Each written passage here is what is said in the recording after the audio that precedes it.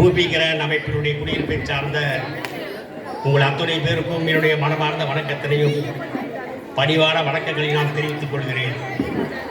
என்னை கூட star comedian சொல்கிறாங்க. நான் காமெடியன் கிடையாது, ஸ்டாண்டப் காமெடியன் சொல்லுவாங்க. ஜோக். எங்கள் நகைச்சுவையாளர் மன்றத்தில் பார்க்கும்போது கடவுள் வாழ்த்தே கிடையாது.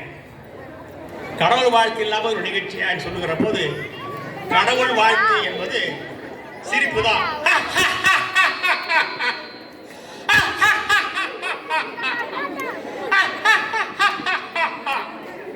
இதுதான் கடவுள் வாழ்த்து. காந்தியடிகள் சொல்லுகிறார், நகைச்சுவை உணர்வு எனக்கு இல்லாமல் இருந்திருக்குமே ஆனால் என்றோ நான் இறந்து போயிருப்பேன் என்று சொல்லுகிறார்கள். பெர்னாட் ஷா சொல்லுகிறார், நம்முடைய நாம் அணிகின்ற அணிகலன்களில் மிக முக்கியமான அணிகலன் நகைச்சுவை என்று சொல்லுகிறார். ஆகவே நகைச்சுவைக்கு எந்த அளவு முக்கியத்துவம் கொடுக்கிறார்கள். இன்றைக்கு குழந்தைகள் பார்க்கும்போது ஒரு நாளைக்கு 300 தடவை சிரிக்கிறான். ஆனா பெரியவங்க 20 தடவை தான் சிரிக்கிறாங்க சொல்றாங்க. இதை பார்க்கும்போது படகோட்டி கூட ஒரு பண்டிதர் போயிடுகிறார். அந்த கடல்ல போய்கிட்டே இருக்கும்போது அந்த பண்டிதர் கேட்கிறாரு அந்த படகோட்டியை பார்த்து, உனக்கு கம்பராமாயணம் தெரியுமா? தெரியாது. சிலப்பதிகாரம் தெரியுமா? தெரியாது. திருக்குறள் தெரியுமா? தெரியாது. ஒன்றுமே தெரியாத நீ ஏன் உயிரோடு இருக்கிறான்னு கேட்டார். கொஞ்ச நேரத்தில் கடல் அலைமாரிக்குது, கடல் மேலும் கீழே ஆடுது. அப்ப கேட்கறான் அந்த படகோட்டி, உங்களுக்கு நீச்சல் தெரியுமான்னு கேட்கறான். தெரியாது, நீங்க சாவ போறீங்கன்னு சொல்றாங்க. எதனால நான் என்ற அகந்தையை ஒழிக்கணும்னு சொல்றாங்க.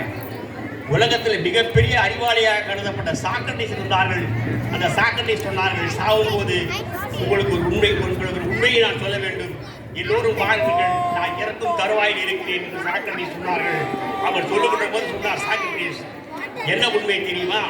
எனக்கு ஒன்றுமே தெரியாது, எனக்கு ஒன்றுமே தெரியாது, எனக்கு ஒன்றுமே தெரியாது என்பதை நான் நன்றாக தெரிந்து வைத்துக் கொண்டிருக்கிறேன், அதுதான் இந்த உண்மை என்று சொன்னார்கள். மிகப்பெரிய அறிஞர் என்ன சொல்றார்? நான் என்ற அகந்தையை விட்டுவிட்டு நீங்கள் அகந்தை இல்லாமல் வாழ வேண்டும் என்பதைத்தான் அவர்கள் சொல்லுகிறார்கள். இன்றைக்கு யாராவது ஈகோ இல்லாமல் இருக்கிறார்களா?